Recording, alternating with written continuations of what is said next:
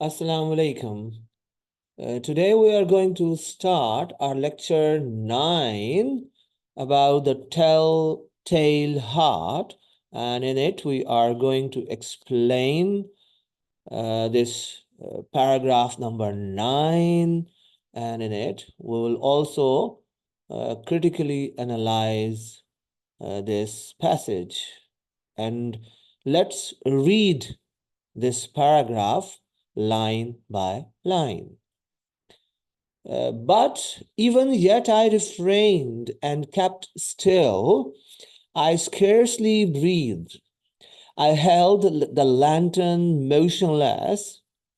I tried how steadily I could maintain the ray upon the eye. See, our narrator, the criminal, the murderer, he's telling us what he is doing, that he was trying to stand still. He was controlling even his breath, and even he held the lantern in a way that it was motionless, and he maintained himself steadily, and in a way that he could focus the ray of the light upon the eye. So the narrator in this line, if we see, he is demonstrating extreme patience and obsession. Every movement is deliberate. It is not unintentional, it is intentional. Every movement is intentional. And I tried how steadily I could. So he tests his own control, right? And that emphasizes his meticulous planning and suspense. The next line is, meantime, the hellish tattoo of the heart increased. It grew quicker and quicker and louder every instant. If you see in this sentence or in this part, these are two sentences, you will see use of adjectives hellish, then quicker and quicker twice he has used. Yes, he's been using adjectives twice to create an impact. And then there's another adjective, and louder twice. And see, both are not quick and loud, but quicker and louder. It is comparative degree. It means with the passage of time, every moment that heart beating sound is increasing, and he's saying it hellish. So the heartbeat becomes a symbol of mounting terror.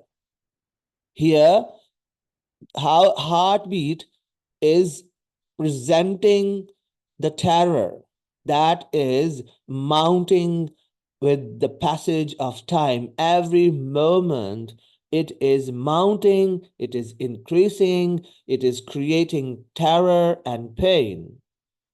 And see, the repetition of words is mirroring the narrator's escalating psychological tension, because there is no sound of heartbeat. It is just the narrator who is listening to that sound. So it is his psychological tension, his psychological terror that he is feeling in his mind, right? Because he knows that what he's doing is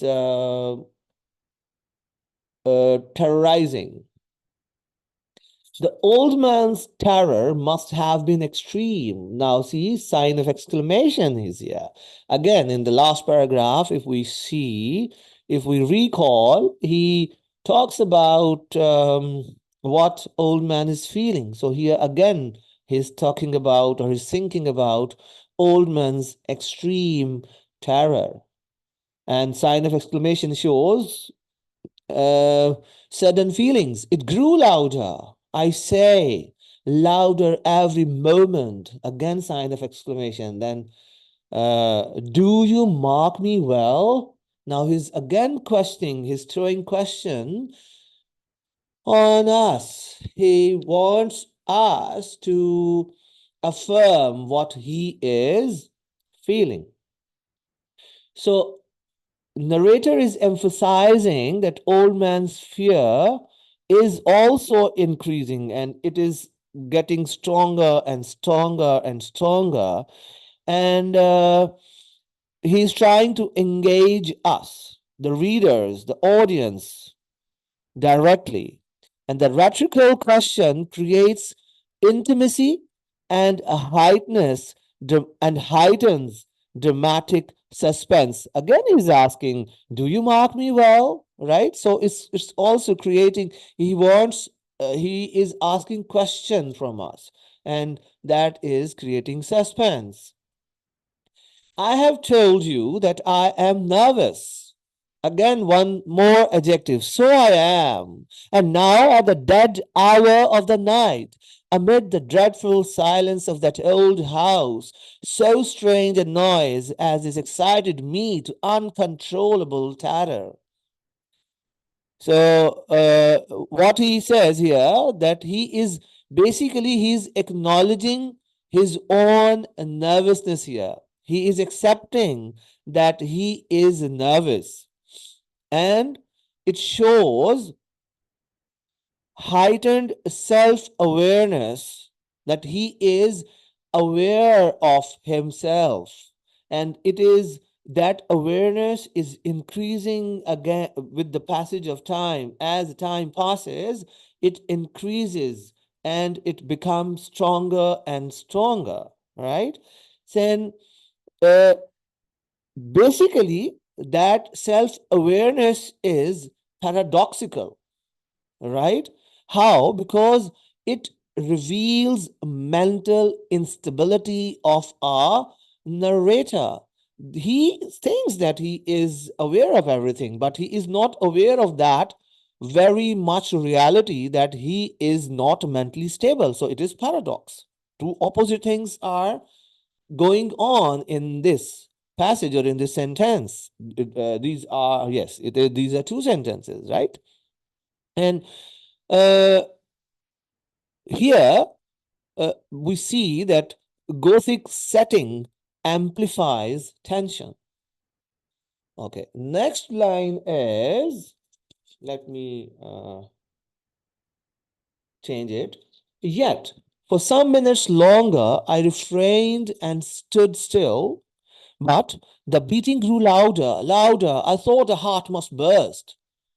So his mental tension, his psychological tension is increasing. He says, okay, I tried myself to stood still for longer time, but the beating starts increasing. It grows louder and louder. And I think he thinks that the heart will burst. It is not the reality. It is just existing in his own mind.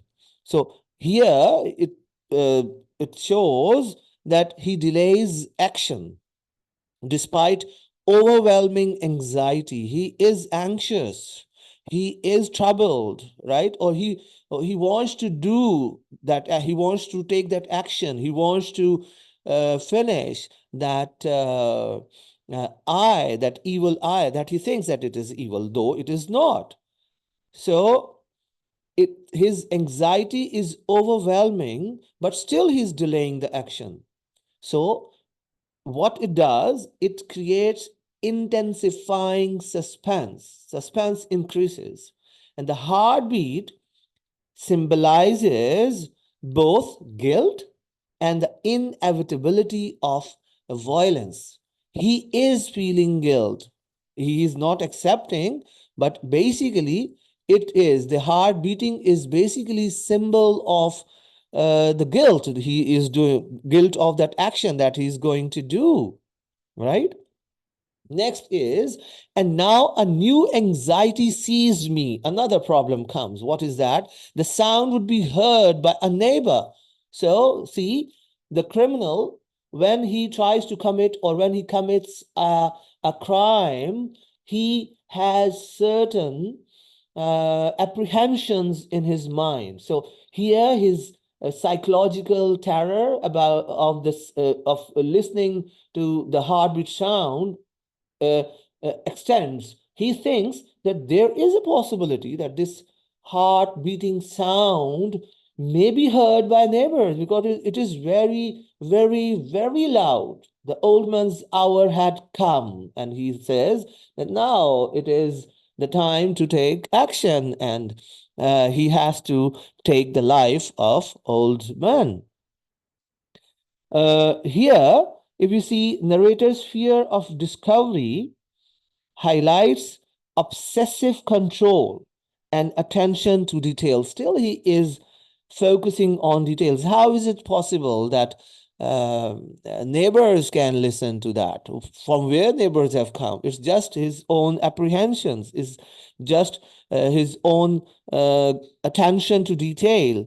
The phrase old man's hour foreshadows murder. It is predicting the future, that yes, the time has come where the old man is going to be murdered by our narrator. With a loud yell, I threw upon the lantern and leaped into the room. He shrieked once only. In an instant, I dragged him to the floor and pulled the heavy bed over him.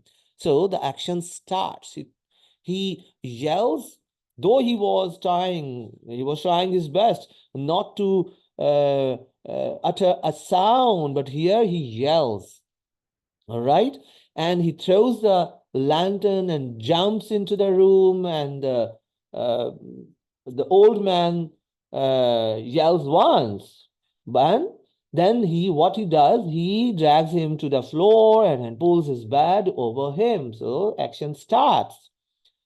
So the narrator finally acts, and the use of short, abrupt sentences, see, he has used short and abrupt sentences here, accelerates pacing and mirrors of the climax of the act. Now it is basically, climax is almost reaching. All righty. So uh, what we can talk about? Yes. Next line. Let me change it. Yes, I then smiled gaily to find the deed as far done. But for many minutes the heart beat on with a muffled sound. This, however, did not vex me. It would not be heard through the wall. So see, he has the action, he's smiling, he has conquered, he is a conqueror here. And but still, he says, for many minutes a heart beat on with a muffled sound, right? The heart beating reference is still again and again coming here because it is going to become the problem for him in next upcoming paragraphs on this next upcoming story. So part of story rather. So he says, no, but it did not vex me. It did not cause me any problem, any anxiety or so. But he himself says that this sound cannot be heard through the wall, right? It cannot cross the wall.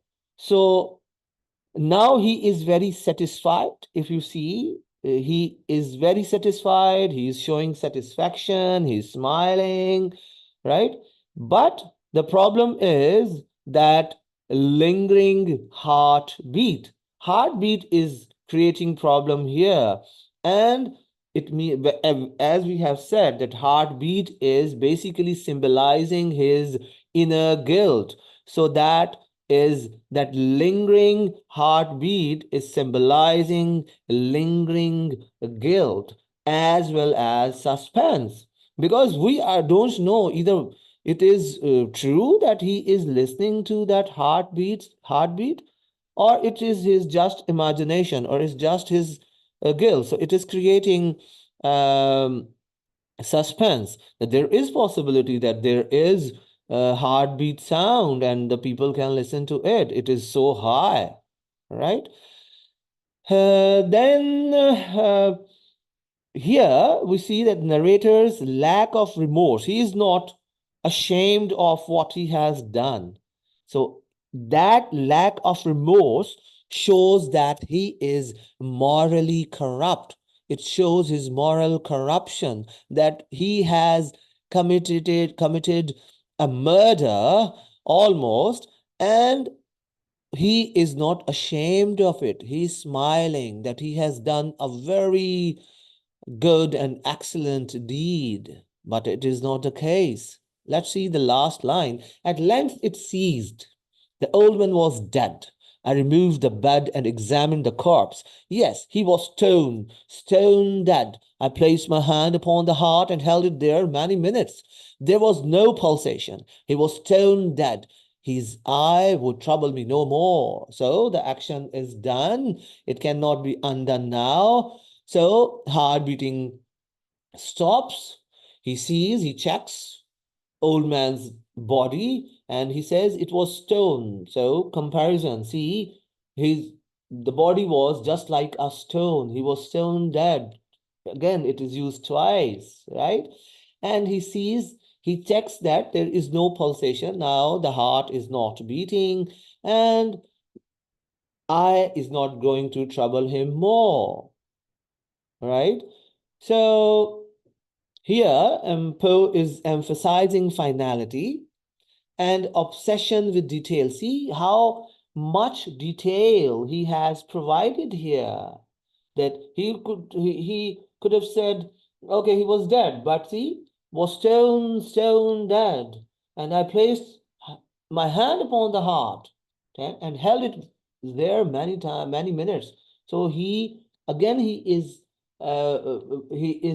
doing action with extreme care and worrying, right? For many times that there is a possibility that it is 100% he is confirming either he has uh, killed or murdered the old man or not.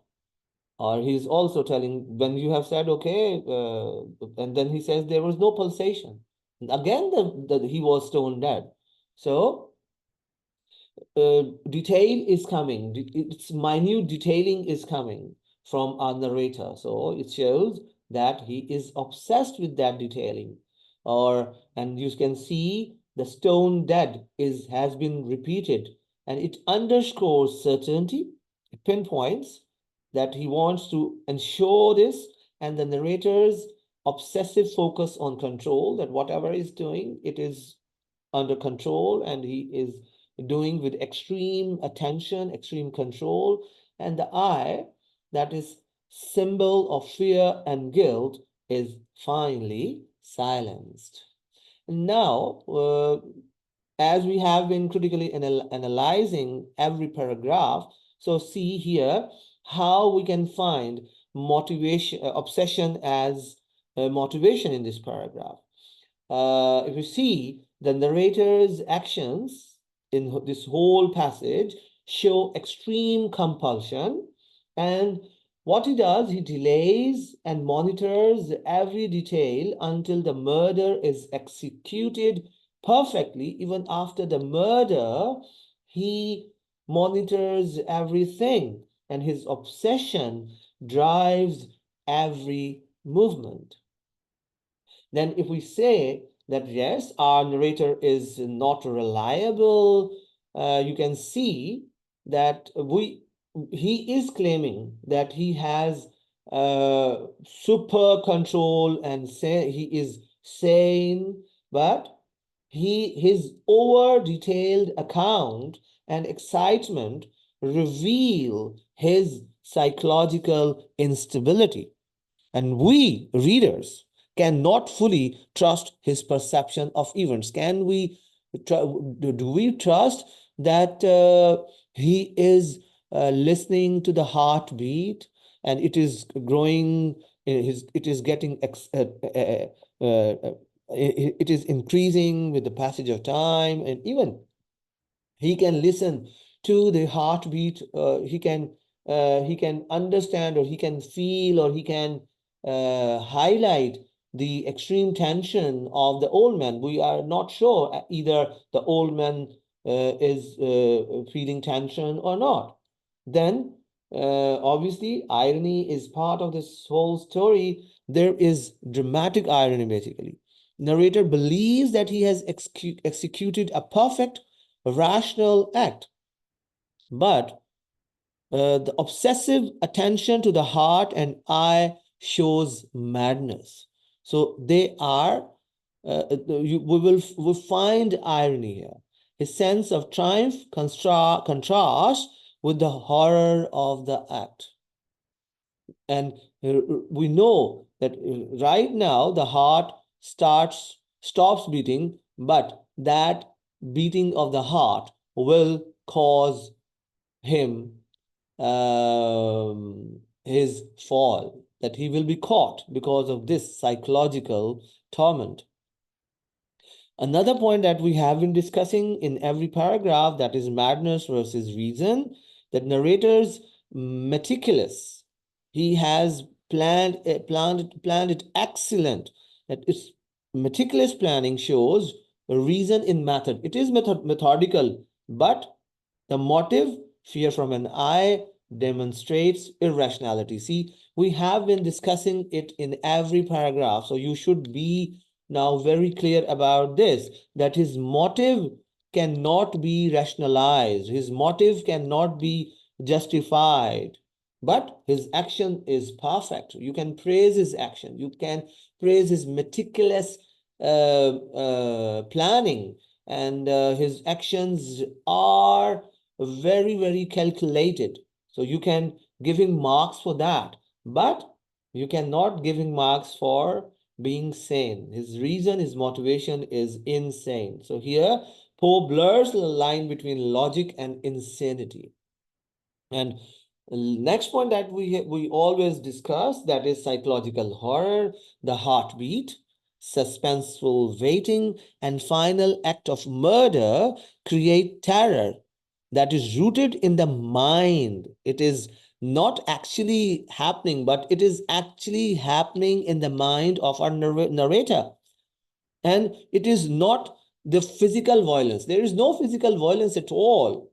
But what we are seeing mental torment. What is going on in the mind of our narrator, who has just murdered an innocent old man who has loved him a lot, and they don't have any hatred or any reason of hatred. So the narrator's inner experiences are heightening fear here. And another point that we can consider is that the use of language, how the language has been used. See, we have now we are familiar that Poe is using repetition. He has been repeating words, and here the words are louder, louder, stone, stone dead. Then we also find exclamations to create an impact, and dashes. All these mirror obsessive thought and rising tension of our narrator.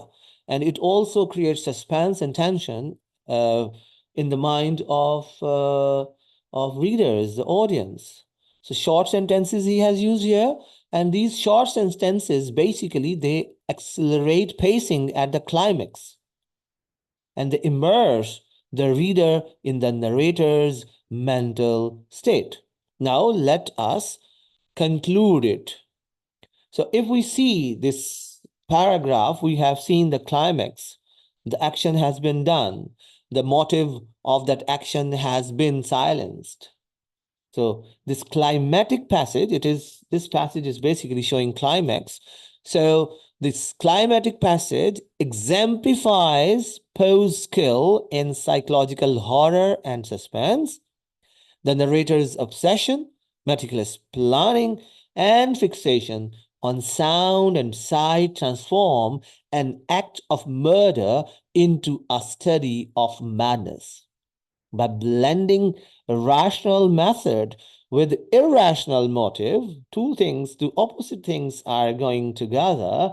Poe shows that madness can coexist with apparent reason.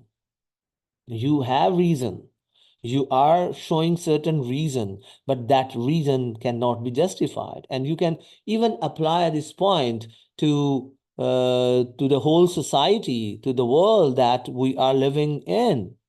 And that terror arises not from external violence alone, but from the workings of a disturbed mind consumed by obsession. So I hope that you have understood this passage and you will reproduce it well. Thank you for watching.